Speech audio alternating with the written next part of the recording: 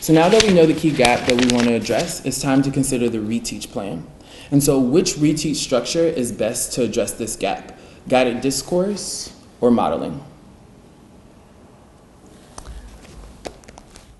For this, I would say modeling, because we've seen, again, it was about 50% or lower, getting the idea of that slope being affected by the reflection versus a rotation. And I think with a guided discourse, there may be too much of the students agreeing with each other on that incorrect notion. So I prefer to model that first so they can see a correct example. I agree that model is going to be the best reteach format, specifically because mastery was only 33% here. And if we were going to do guided discourse, we would need a higher percentage of the class to be able to push the discussion towards the stamp. I have identified a task that's aligned to the standard, and I want you to just take 4 minutes to plan your reteach.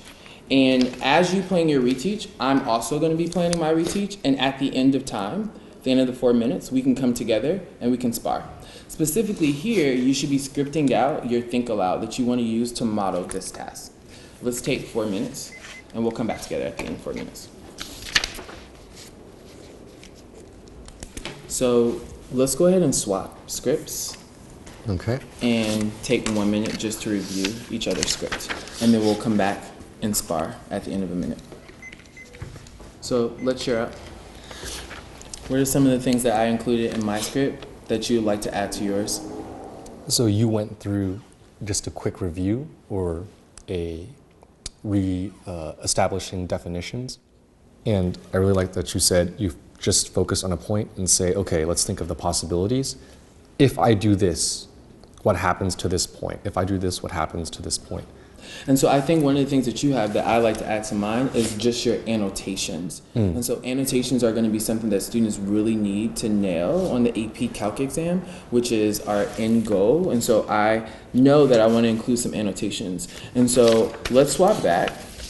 I'm going to give you a minute to revise your script. All right. And so if you flip over to the back, to really ensure that the gap is closed, I've identified some problems for kids to practice on a range of different rigor levels.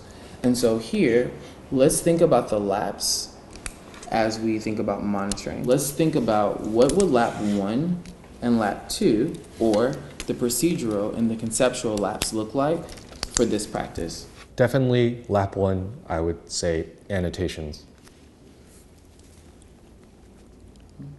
Because if they are not paying attention and really not just absentmindedly marking up and making notes, they can easily mistake which one is the pre-image versus image, because now there are 3 to choose from. Try this. I'm coming around to ensure that you have mapped the pre-image onto the image.